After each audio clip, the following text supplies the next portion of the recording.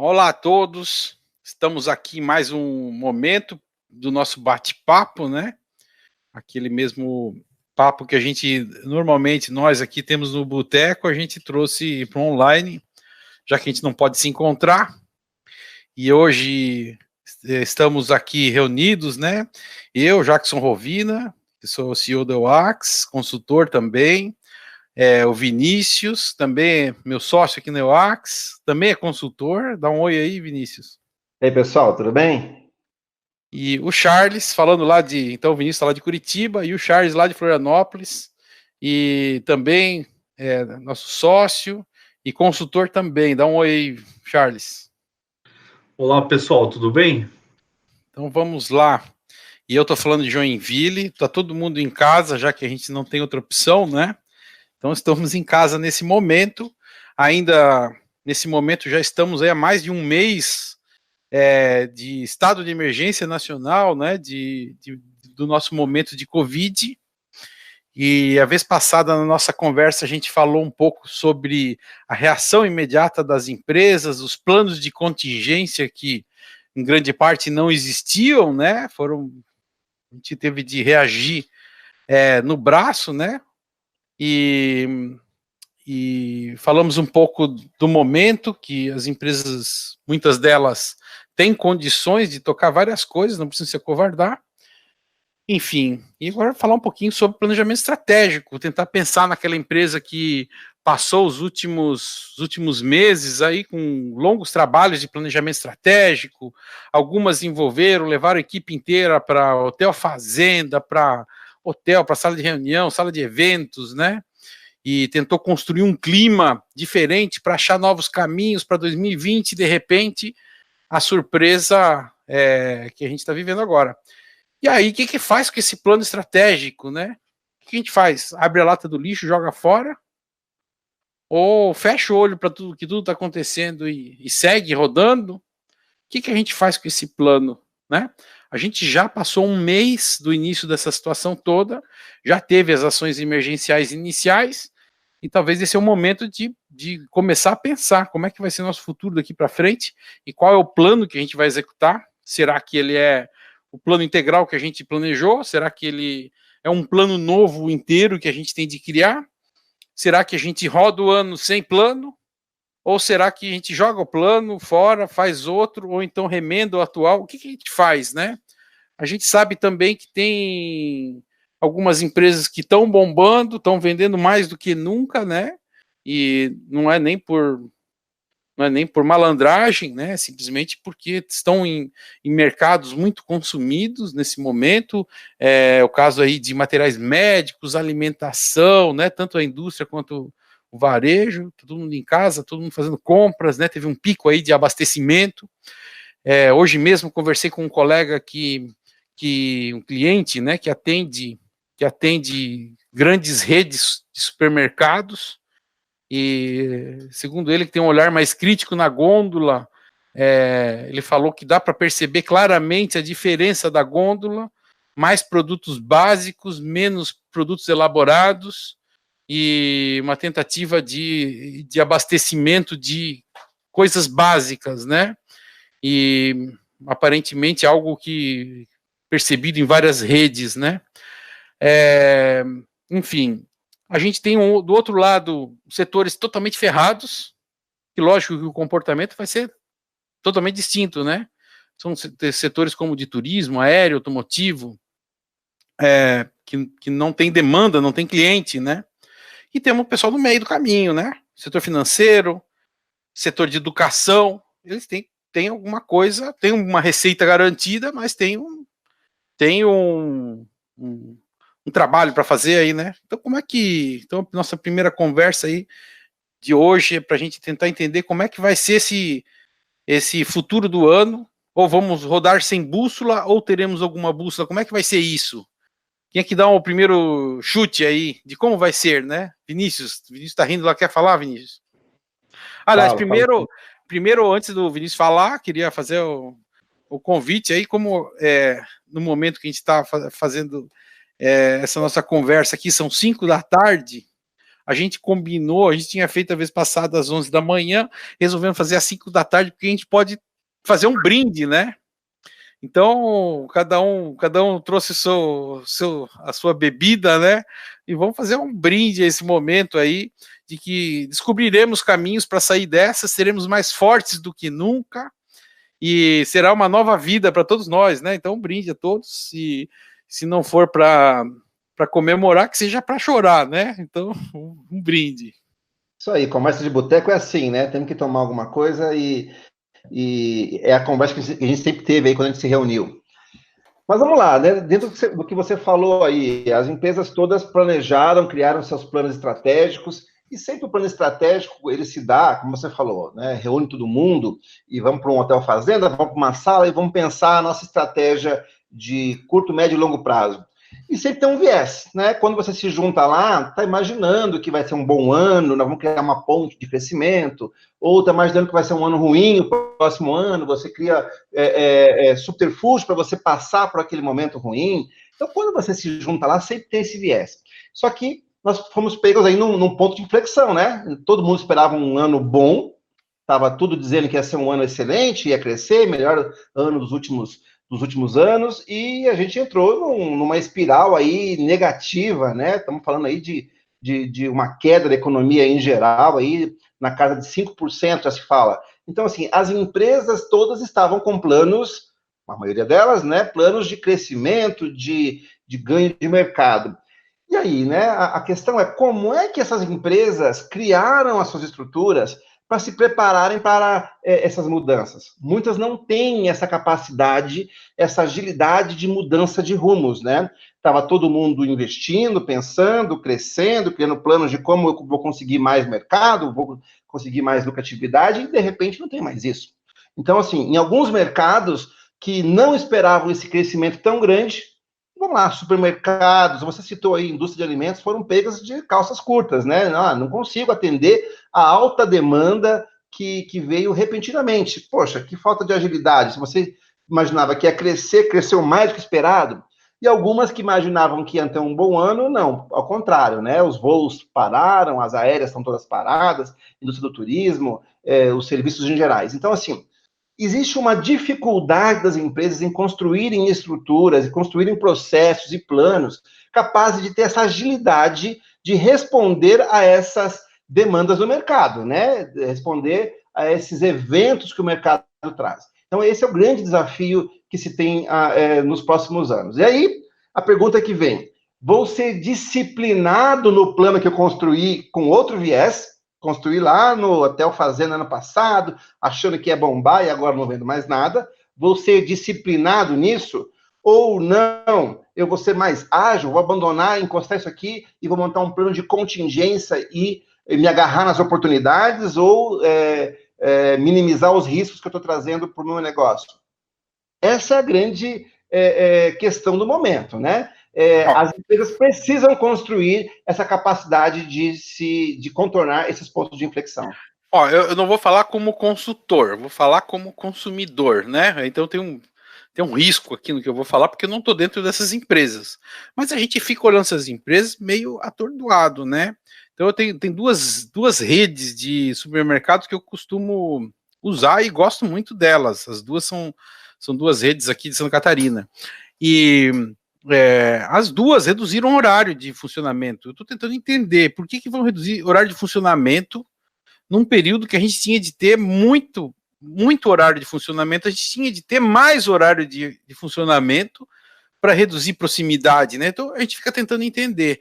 E as operações de entrega, assim, muito difíceis de compreender, né? 2, 3 semanas para entrega, e a gente vendo essa dificuldade de adaptação, né?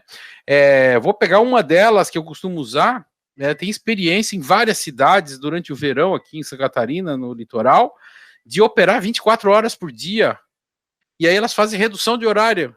Ao invés de fechar 11 horas da noite, fecham 8. Eu fico tentando entender.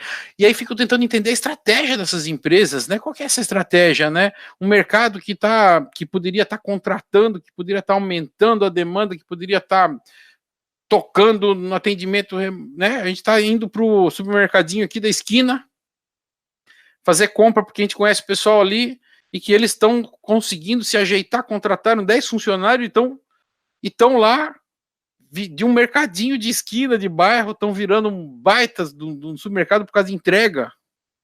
E aí, será que isso é falta de reação dos grandes, né? Então, esse setor específico, a gente não sabe o quanto que as empresas estão preparadas para aproveitar esse cenário novo, né? E reagir. Elas não podem reagir com um projeto que vai terminar daqui a 4 meses, né? 5 meses. Ah, vamos expandir o e-commerce. Lá a gente vai olhar lá o termo de abertura do projeto. Tem lá, término do projeto, dezembro de 2020. Como é que faz essa agilidade, né? Será que a gente matou essas empresas tentando torná-las produtivas na gestão e acabou, né? Não a gente, né? Digo, elas se mataram, né? Construindo uma falta de agilidade. Aí no Paraná é assim também, Vinícius? Está vendo os mercados com a mesma reação? Estou falando de um dos segmentos, né? Enfim. Sim. Pelo contrário, tá? Eu tive aqui um contato ontem lá com o pessoal do interior e estavam dizendo que tinha mercados que estavam conseguindo entregar no mesmo dia uma compra. Então, assim, cada empresa reage de uma maneira, né? E então, como é que faz? Por que uma empresa consegue ter essa reação? Não, se tem gente comprando, eu vou otimizar o meu processo e vou conseguir entregar no mesmo dia a compra. E tem uma outra que não. Pode ser o quê? Pode ser que ele tenha um orçamento pré-determinado para as equipes de entrega e o cara está sendo disciplinado em cima disso. Ele tem uma cultura das leis brasileiras que contratar é difícil, que tudo isso é complicado, e aí ele não reage. Enquanto isso, um outro cara pode dizer, não, eu vou contratar, vou fazer, não vou ser tão disciplinado nesse plano. Né? Quem está certo nessa história? Né? Quem está certo? Quem está aproveitando a oportunidade ou quem está sendo disciplinado em cima de um orçamento que tinha prévio e não vai sair dessa tocada, né?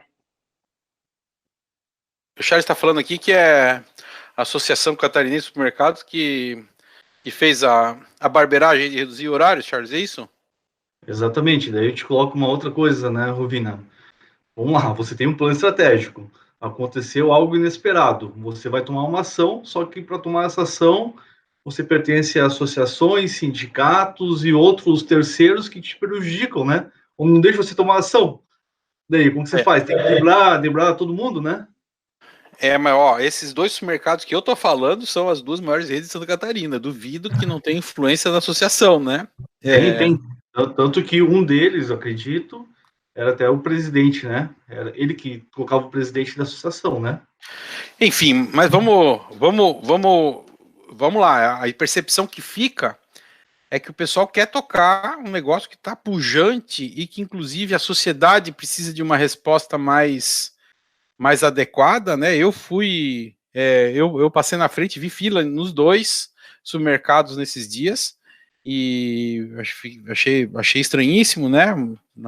A fila que estava na sexta-feira passada.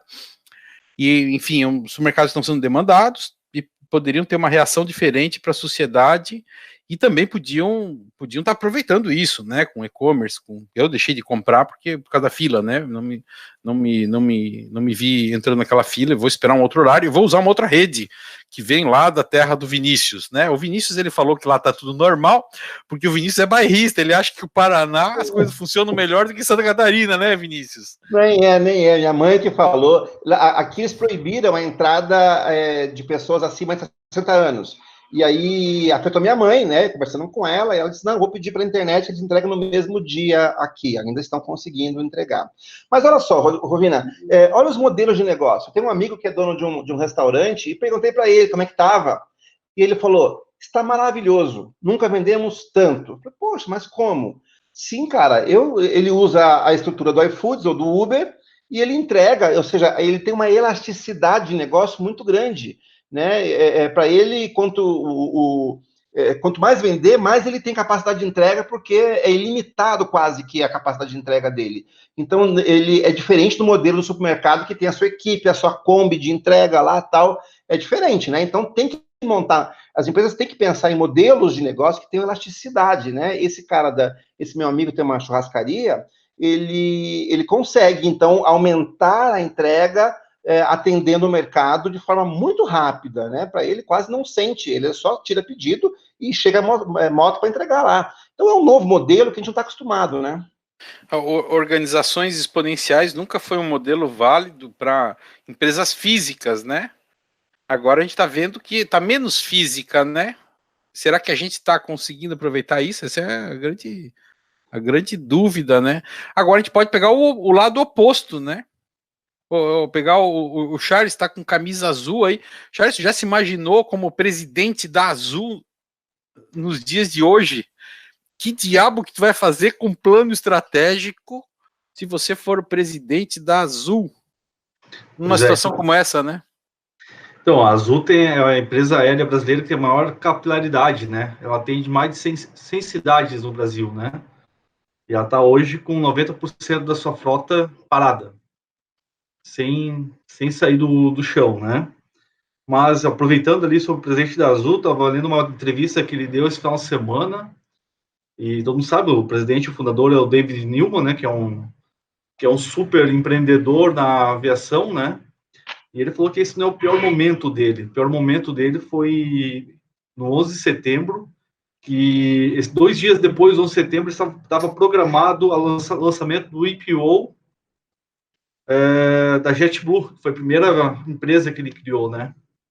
Então ele teve que rever toda a estratégia, todo o planejamento que ele tinha realizado. Mas ele colocou uma coisa muito importante, tá, Rovino? Eu acho que isso é importante para todas as empresas. Ele falou assim, olha, eu não estou preocupado que minhas ações caíram 70%. Porque, assim, eu acredito na minha estratégia e eu acredito na minha gestão. Na minha equipe de gestão e acredito no meu rumo. Então, se você acredita na tua estratégia e acredita na sua gestão, na sua forma de gerir a empresa, né, nos seus mecanismos, métodos, enfim, você não precisa estar preocupado com essas crises. Claro que você tem que se adaptar, mas não precisa se preocupar tanto, porque você sabe que daqui a pouco você vai superar, né? Pô, sério, o cara falou isso tudo mesmo, porque é assim, né? Duas partes aí, né? A primeira, eu vou pegar a licença poética, né? Não pode falar palavrão, né? Mas eu vou pegar, TMR, Teoria da Merda Relativa, né? O cara teve um evento muito pior na vida, e aí, então, ele vai banalizar esse, que é um desastre para uma companhia aérea, porque aconteceu algo muito pior, muita presença de espírito, né? E a outra de ele confiar no taco, né? Acho que é forte mesmo. Eu acho que não é para qualquer um ter essa resposta aí. E não é qualquer empresa que tenha sustentação, tenha capital, né? Enfim, é um setor muito afetado, é um dos setores considerados como um dos mais afetados do planeta, né? Lazer, turismo, aviação, são setores que vão sofrer, vão sangrar. E quem não tiver cheio de sangue vai morrer no meio do caminho, né? Eu acho que é mais ou menos isso. Então, Rovina, eles estão no oposto, né? A gente está falando agora de setores que estão aí, mercado e restaurantes que estão bombando e muitos não conseguem aproveitar a onda, eles estão no oposto, 90% de queda no faturamento deles. Então, assim, vai ser disciplinado na gestão que eles tinham, no plano que eles tinham, ou ele vai ter que ter uma ação rápida de conseguir passar por esse período sem afetar a empresa como um todo? Então, isso. Mas vamos voltar para a nossa pergunta inicial, que era o plano estratégico. Como é que fica nessa história, né? Porque o da Azul não é um plano estratégico, cara, guarda esse plano lá no cofre. Ano que vem a gente usa ele para ver se ele faz algum sentido para a gente. Mas nesse momento, pega dele só o que significa redução de custo. Nesse momento é um plano novo, né? E é plano de crise, que já começou um mês atrás, né? Não é mais plano... Não é plano estratégico, é plano de crise, né? Imagino eu numa companhia aérea. Apesar das palavras dele, né, Charles? Ele está numa entrevista com uma imagem pública para proteger, né? Agora, na prática, tem um plano de crise instituído e o plano estratégico foi para o pau, né? Foi para o espaço, né? Como teve alguns clientes nossos, né, que estão nos procurando, que tinha um plano estratégico, só que o plano estratégico tinha sido realizado já alguns anos atrás, e falou assim, cara, agora é o momento de a gente fazer um novo plano estratégico, porque aquele que já não valia mais, agora não vale mais ainda, né? Então agora a gente tem que pegar e fazer um novo, né? Aí vem uma pergunta em cima disso, né? O cara fez um plano estratégico ano passado, que não vale mais, né? Porque ele estava pensando que ia crescer, o país ia crescer, o mundo ia crescer, ele ia bombar. E aí ele entrou numa crise. Aí ele vai e faz um plano estratégico agora, nesse momento, achando que tudo vai ser terrível nos próximos anos. E aí vai que a economia ela faz um crescimento em V, sai bombando no segundo semestre, e o cara está com um plano estratégico todo ele para ali, não, vamos pianinho para poder passar. Como é que faz essa reação? O plano é a amplitude do plano, né? É um plano de crise, ele não deixa de ser um plano estratégico, né? Ele é um plano estratégico, só que é um plano de crise. Agora a gente tem de prever quanto tempo vai durar. Porque o governo tem repetidamente enganado um pouquinho a gente, né? Ele fala, 30 dias aí de restrição de circulação. Mas vamos lá, vamos ser sinceros, né? A gente vai até julho sem sair de casa. Não tem muita alteração ainda. A gente pegou a nossa curva que era para achatar, a gente não achatou, a gente jogou ela para frente, né? Então a gente tem um problema sério. Nossos hospitais estão vazios, né? Estão aqui, pelo menos em Santa Catarina, não tem ninguém no hospital ainda, né? Então a gente jogou a curva para frente, então a gente não tem muita expectativa de sair de casa antes de julho. Então o cara vai ter de fazer uma aposta, né? Eu vou ter de fazer um plano. Agora, se ele está numa companhia aérea, ninguém mais vai fazer voo internacional, ele não tem muito voo internacional, né? Aqui, né? Apesar de ele ter participação da TAP, eu acho, né? Tem, né? Bom, cada empresa um plano estratégico, né? Vamos falar da Azul, né? Ele vai ter de refazer o plano dele e provavelmente segundo semestre o que vai acontecer? Vai bombar, vai lotar avião, porque está todo mundo prevendo que existe uma migração do turismo internacional para turismo doméstico. Agora essas variáveis aí, ele que vai ter de fazer o chute dele, né? E se ele acredita nessa migração do turismo internacional para o doméstico, que existe uma aposta muito grande, né? Com o dólar alto, com medo, com essa restrição, tal, as pessoas trocarem seus planos, né? Algumas perdas, né? Muita gente já tinha comprado passagem. Eu tô com uma passagem marcada para julho, né? Eu tenho que desmarcar. Não desmarquei ainda, mas vou desmarcar. E vou ter que desmarcar, não tem jeito, né? Então eu imagino que tem muita gente com passagem marcada que está desmarcando, não vai recuperar todo o valor. Não sei, eu nem sei como é que vai acontecer isso.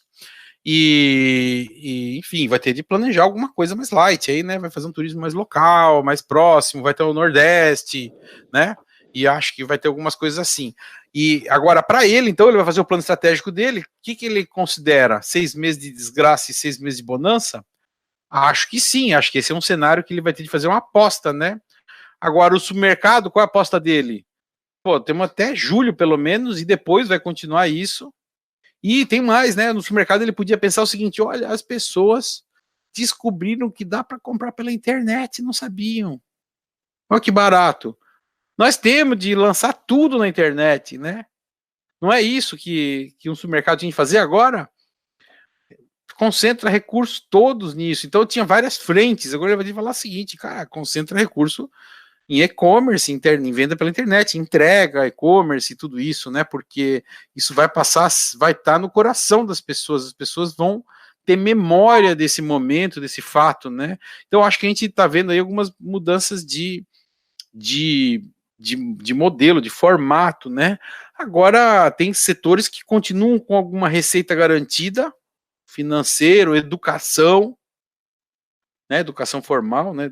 Ensino fundamental, ensino secundário, mas tem impacto, né? Tem impacto operacional. Mas ainda tem uma parte muito boa, né? Tem receita, né? As pessoas, quem tem filho em escola particular, mantém o filho em escola particular, não tirou, né? E como que é o plano estratégico dessas empresas aí? Então, como né? As empresas, o que eu vejo agora é as empresas precisam construir processos que sejam capazes de se moldar aos momentos. Porque aquele plano que a gente fazia antigamente de 5 anos, hoje não cabe mais, né? A gente não dá para ficar disciplinado num plano por 5 anos, porque em 5 anos tudo muda, né? Há 5 anos atrás, em 2015, a gente estava passando por uma tremenda crise lá com a Dilma, e agora a gente achou que estava saindo, estamos em outra crise. Então, assim, quem fez um plano de 5 anos atrás, os famosos planos 2020, né? Poxa, em 2015 eu achava que o mundo em 2020 ia ser totalmente maravilhoso, porque toda empresa fazia um plano 2020, onde ela ia ser a maior, a melhor, a mais brilhante empresa do seu setor. E aí, a gente não dá para criar mais esses planos assim, tem que criar uma cultura de mudança, capacidade de mudar, capacidade de se adaptar ao mercado muito rapidamente. E as empresas não têm, a maioria não tem essa capacidade, processos que se moldam ao caos, né? Ou ao caos ou à bonança, né? Então, se eu estou no momento de bonança, ele se molda e passa por isso, ou no momento de caos, ele se molda também. As empresas precisam construir essa cultura de mudança, né?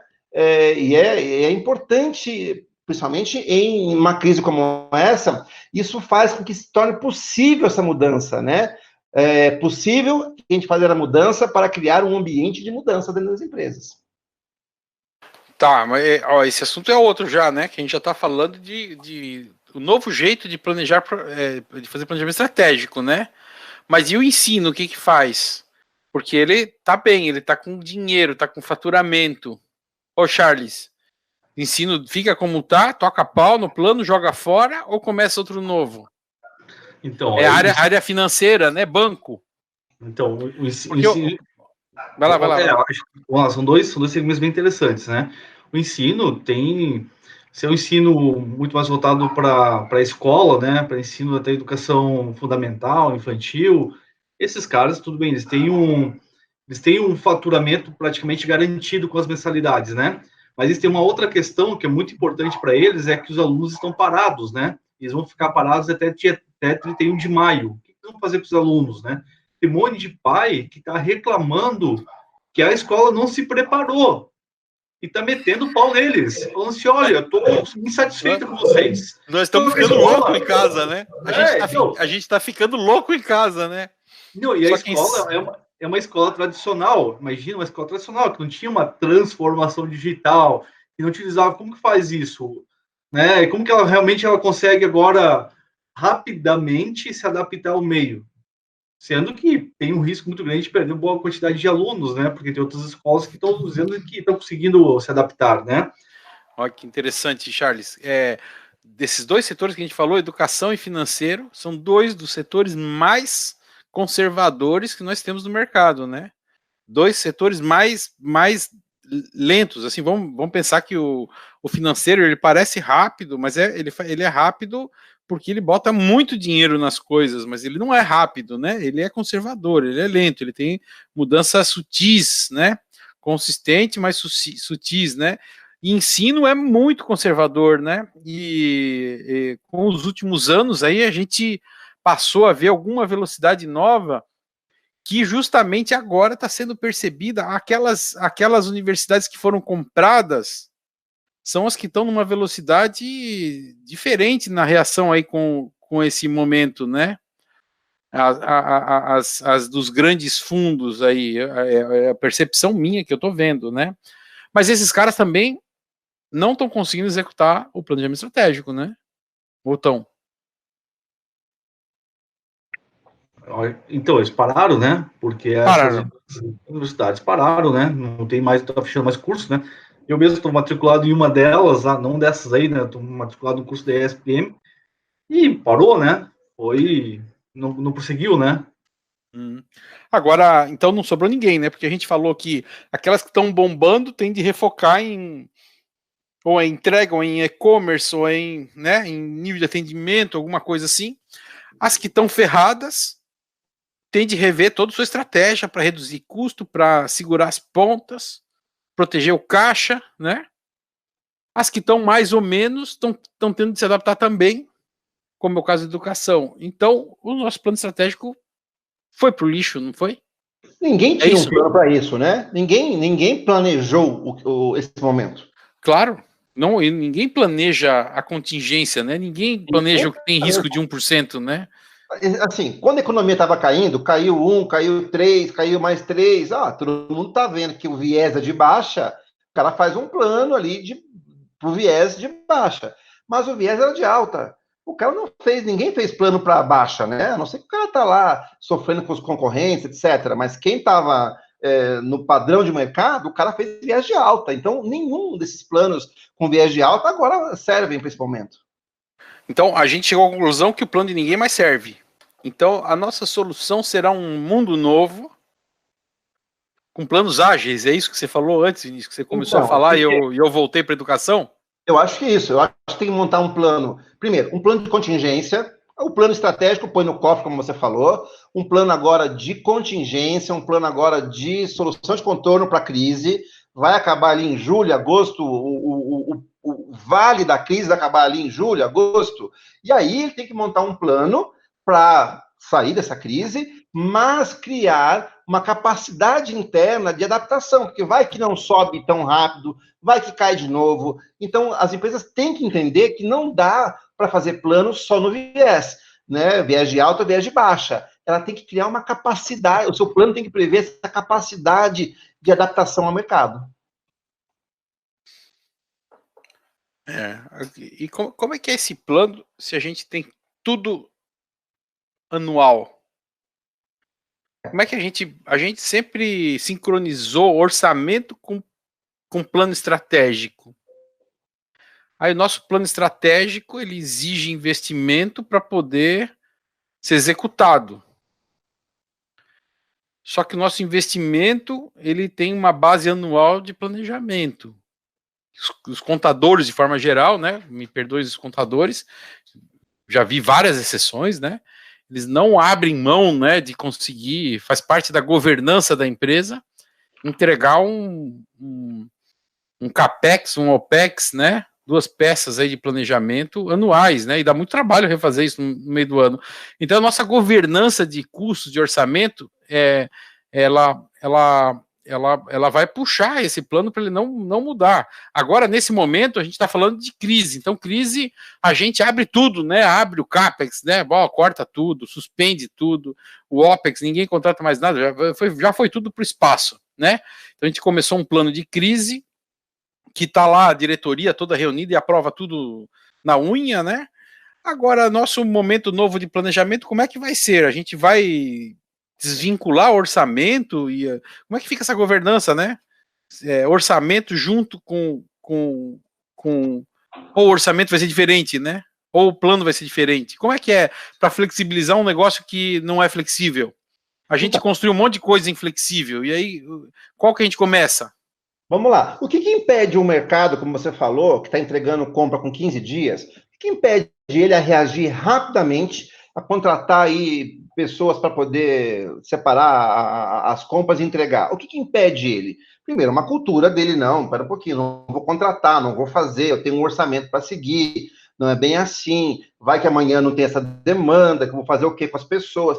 Tem uma cultura empresarial, uma cultura da sociedade que não é assim, ele não consegue reagir tão rápido.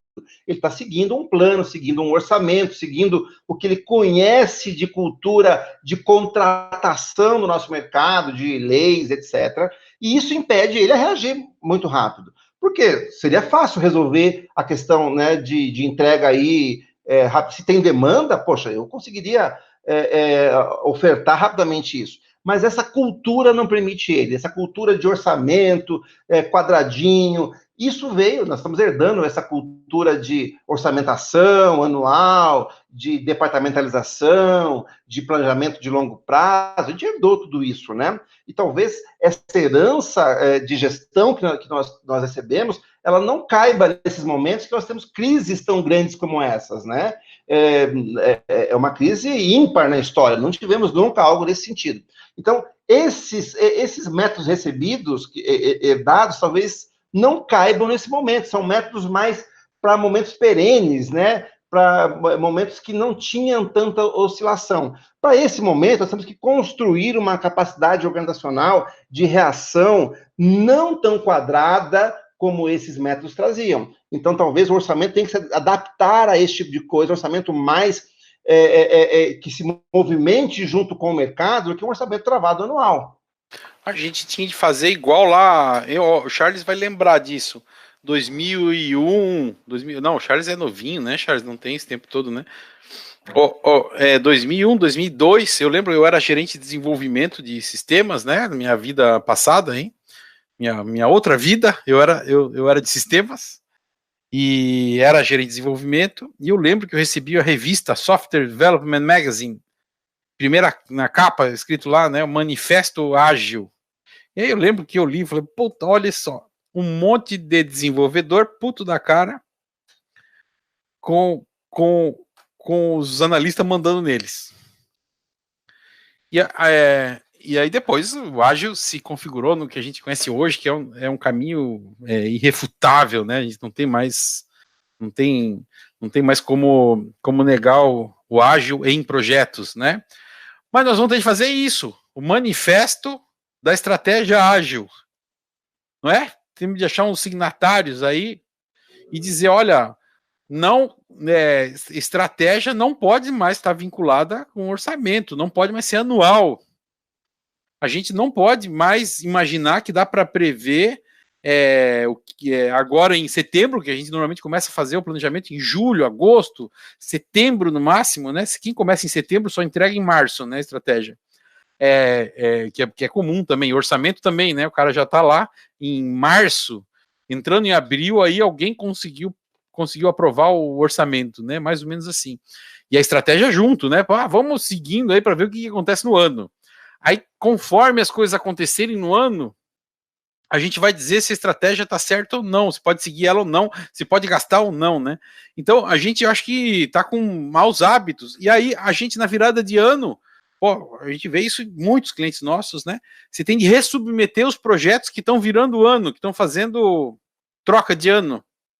Tem de ressubmeter com o saldo dele para ver se aprova, né? Mas esse projeto já foi aprovado antes, trocou o ano, então não interessa mais.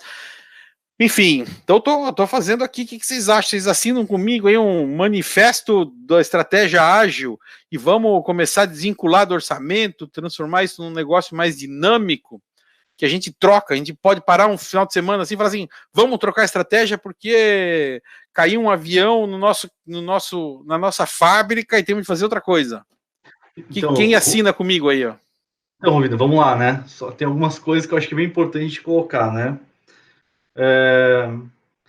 Primeira coisa, sempre as empresas estavam mal acostumadas também, né? Elas chegavam, como você falou, tinha um orçamento anual, chegava lá em setembro, outubro, o cara não tinha realizado o orçamento e saía gastando, né? Para realizar o orçamento, porque para ele justificar aquele dinheiro que ele teve naquele ano, né? Já era uma coisa bastante estúpida, né?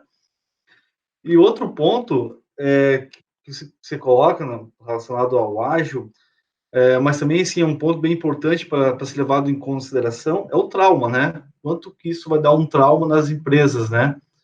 Porque o cara vai sempre se lembrar assim, pô, se não acontecer uma crise, né, em 2021, 2022, assim, não vai, né? Como que a gente vai fazer? Eu acho que isso aí também vai impulsionar, né, ou pressionar que as empresas tenham uma agilidade maior. Estou assistindo uma série e é muito engraçado que a série acontece em 1960, mais ou menos, né? E o protagonista, ele não faz nenhuma ação porque ele tem um trauma da recessão de 29. Então ele não toma nenhuma ação, todo mundo fica parado, pô, mas vamos para o lado. Não vou. Aí em 29 aconteceu isso e a gente quase quebrou. Então, assim, os caras também não vão para o mercado, não conquistam nada porque fica aquele trauma, né? Então talvez tenha um trauma ainda perene, mas eu acho que vai ter uma pressão muito grande realmente com relação à agilidade de planejamento estratégico para os próximos anos, né? Eu acho que as empresas precisam se projetizar mais, né? Por que agora ninguém pode, nessas empresas que o Rovina citou, alguém não apresenta um projeto que é aprovado por um comitê que tem um ROI rápido, não, eu vou contratar, vou fazer, e vai acontecer alguma coisa que rapidamente vai trazer um ROI ali, né? As empresas estão acostumadas um trabalho muito departamental, então, assim, e essa agilidade, a projetização traz essa agilidade de alguém propor um projeto, aprovar um orçamento específico para aquilo, e aquilo acontecer. Então, falta essa maturidade nisso também nas empresas, né? Isso ajudaria a dar mais agilidade as empresas, o excesso de departamentalização, e o Rovina falou dos contadores, e a contabilidade leva à gestão de custos departamental, e todo mundo está acostumado com isso, né? Qualquer um que estudou aí teoria clássica aí vai entender isso, né? A gestão de custos, ela é departamental e ela trava as empresas. Então, empresas muito clássicas, que têm uma gestão muito departamentalizada, elas sofrem mais num momento de crise como esse. Então, horizontalizar mais a gestão, projetizar a empresa, ajuda a ter mais agilidade.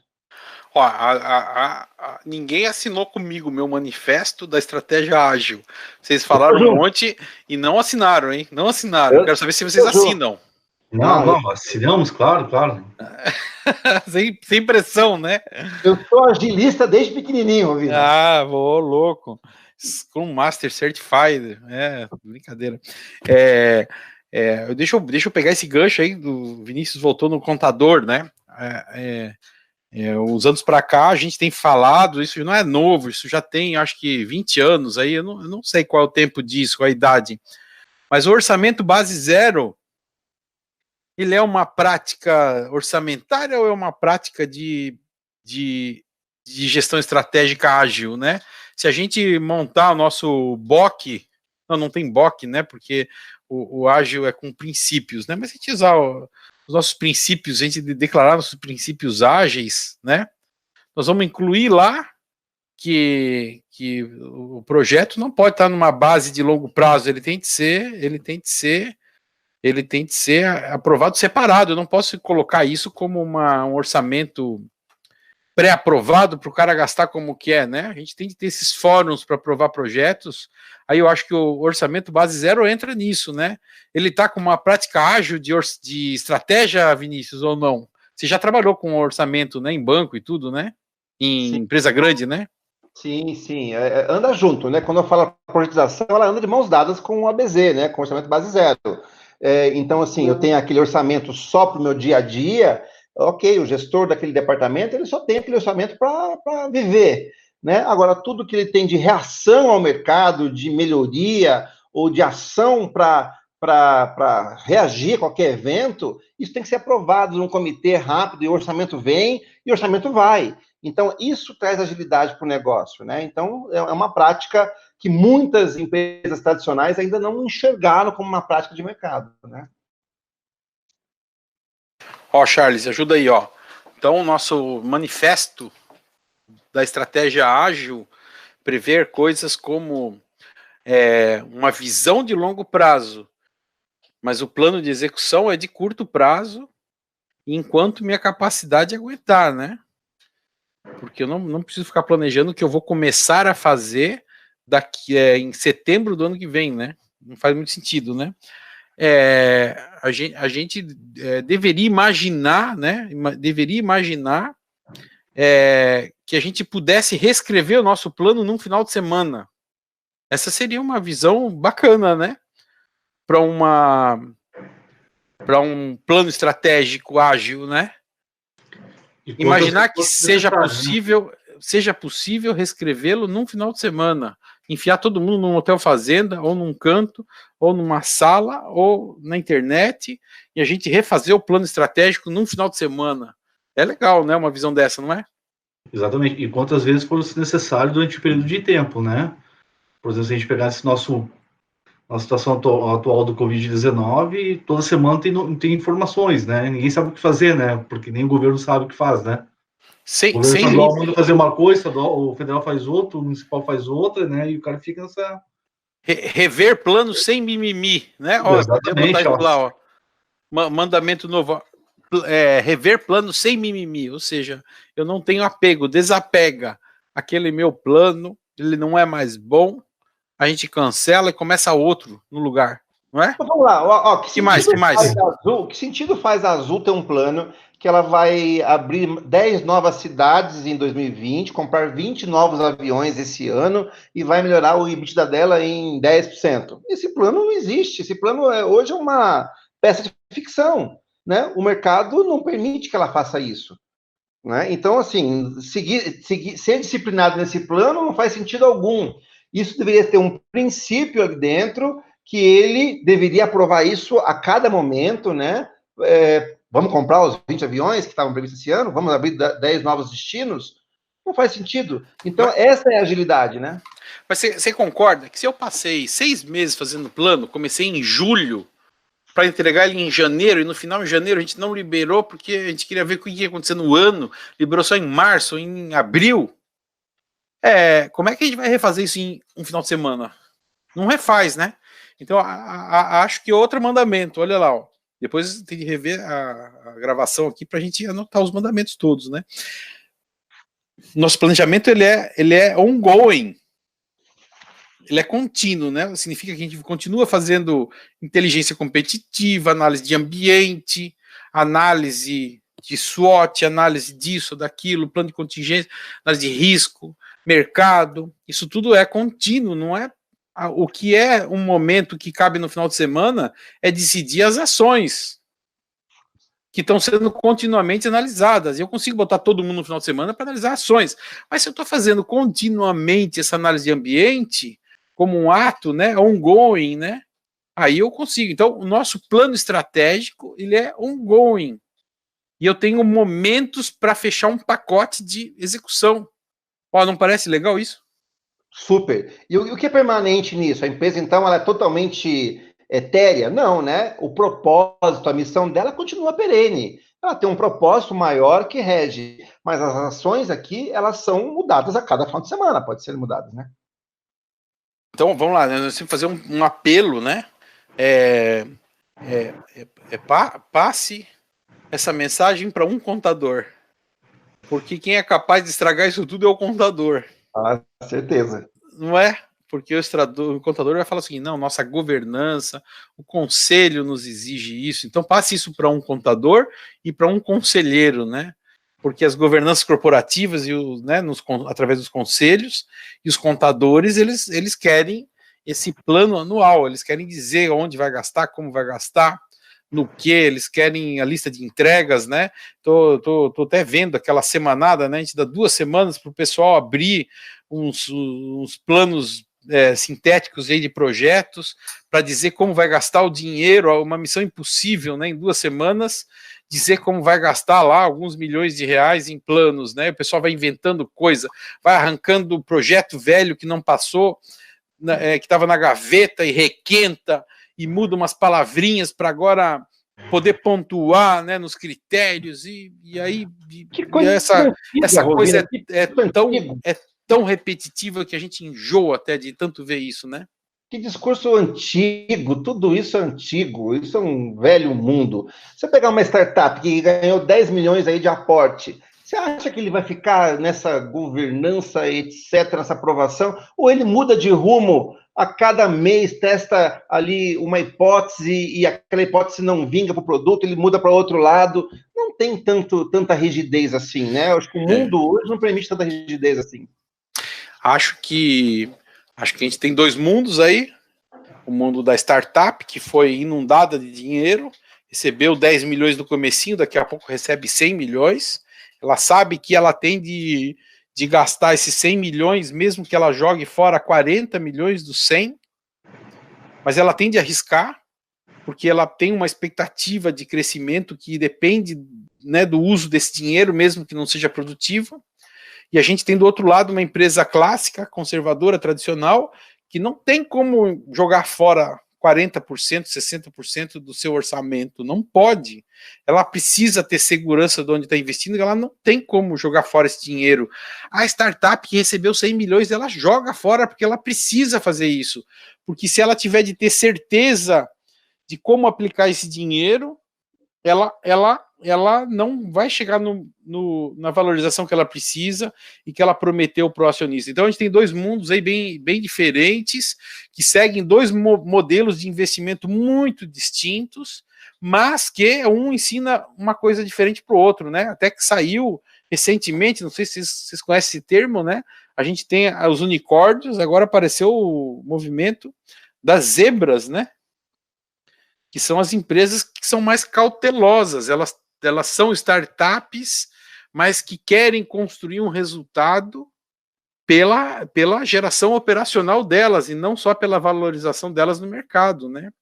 Agora, a gente tem um aprendizado mútuo aí, né? Eu acho que tem coisas que a gente tem de cada lado para aprender, né? Você falou uma coisa muito importante, você falou de certeza. A startup não tem certeza. Claro, ela está comentando no mercado, ela está surgindo com um produto, com um serviço, que ela não tem certeza de nada, ela está buscando isso. E o outro lado, a empresa clássica que você falou, ela busca uma certeza e cria um plano em cima de uma certeza que não existe. Nós não conseguimos ter certeza de 2, 3 anos e a gente cria um plano ali para isso. Esse plano criado em cima de uma certeza que esse mercado exige, que a governança exige, que esse público exige, ele já cada vez ele existe menos. Nós estamos num mundo cada vez mais incerto, né? Essa palavrinha que se fala tanto aí, já é meio clichê, mas o mundo é cada vez mais incerto, ninguém previa uma crise como essa, então não dá para a gente ficar se iludindo, né, e criar planos que trazem uma certeza num ambiente que não tem certeza. A clássica exige a certeza, né, Charles? A gente já preparou algum plano, né, Charles? Para provar, mesmo que sejam umas provas com umas variáveis meio loucas lá, né? E né, o pessoal nas áreas acaba criando uns números meio malucos, né, para provar essa loucura, né? E que às vezes dá trabalho da gente ir lá, esmiuçar e montar esses números todos, né? Enfim, mas a clássica ela faz planos mais precisos, mesmo que a precisão contenha números imprecisos, né?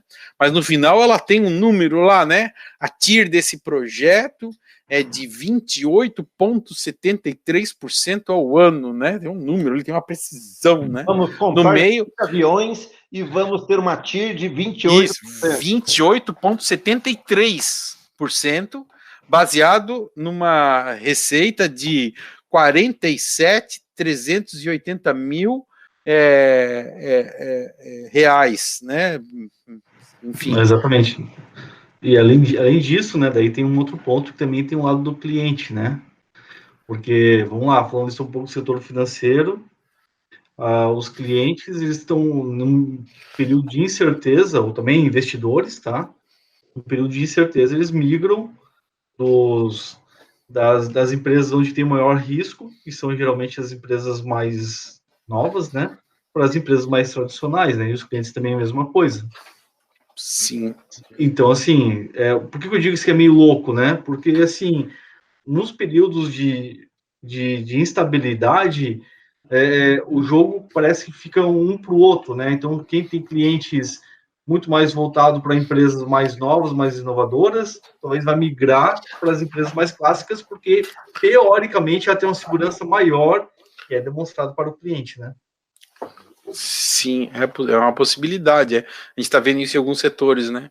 Mas enfim, a nossa mensagem aqui final que a gente chegou é que nosso plano não pode mais ser o mesmo. O plano que a gente tinha foi para o espaço, para todos os setores, os que estão bem, os que estão bombando, o plano foi para o espaço. Os que estão mal, o plano foi para o espaço. Os que estão ali segurando a receita, mas tendo de fazer ajustes operacionais, o plano também foi para o espaço. Então, aquele plano estratégico de antes não serviu para mais ninguém. A gente está aproveitando isso para discutir se o plano estratégico, nesse formato que a gente começa a planejar em julho, para valer o ano inteiro seguinte, se esse plano faz sentido, né? Se a gente não tem que ter outro formato de planejamento. Olha, é interessante essa imagem, essa visão, né?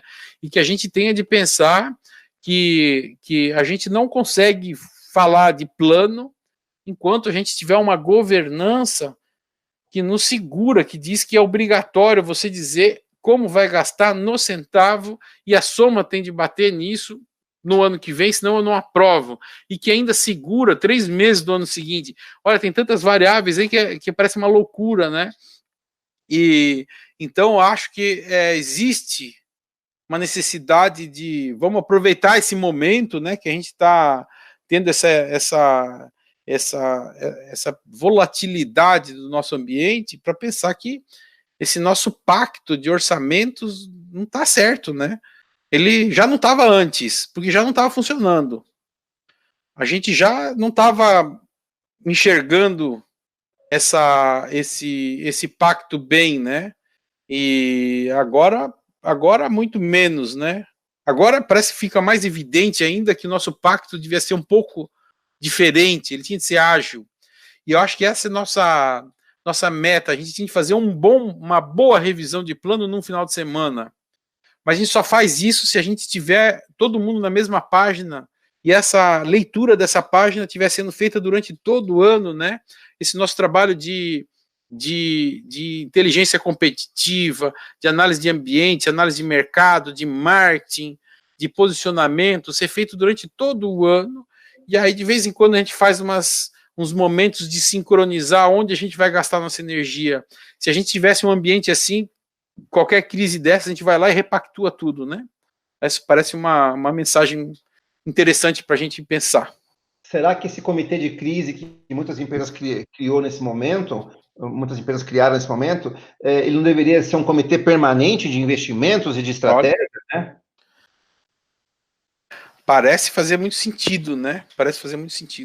Eu acho que a empresa moderna agora que vai sobreviver e vai estar melhor no novo mundo que vai vir pós-Covid, é uma empresa com um propósito muito forte, esse propósito é perene, que todos saibam disso, uma empresa que tem planos muito, muito ágeis, ou seja, planos que se moldam a todos os momentos, a todos os eventos de subida, de descida do mercado, que tenham processos com elasticidade, né? Eu consiga atender demanda ou consiga reagir à baixa demanda de forma rápida, que possam comunicar de forma muito, muito também rápida, né, ágil, aí, para que todos consigam rapidamente se posicionar no novo momento da empresa. Eu acho que a nova empresa que vai surgir após esse Covid tem essas características aí.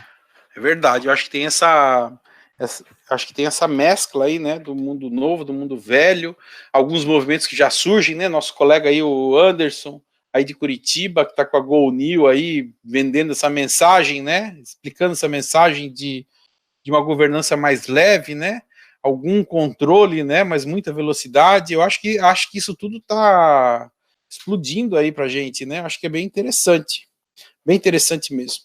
Bom, acho que fechamos o dia de hoje, né, nosso papo de boteco aqui, nossa conversa, né, do AceleraCast com essa conclusão, né, fresca de hoje aí, de a gente assinar o nosso manifesto ágil da estratégia, né, pensar em formatos diferentes de como construir isso, né? Pode ser? Claro, isso aí. Acho que é isso. Então tá bom, vamos ver se a gente... Já acabou o vinho aqui, ó, então deve acabar a conversa. Eu ainda tenho mais o resto de uma garrafa aqui, mas a cerveja acabou. Mas então tá bom, deixa pra próxima. A gente continua de onde parou, né? Isso aí. Tá bom, grande abraço aí. Abraço a todos aí. Valeu, um abraço, tchau. Valeu.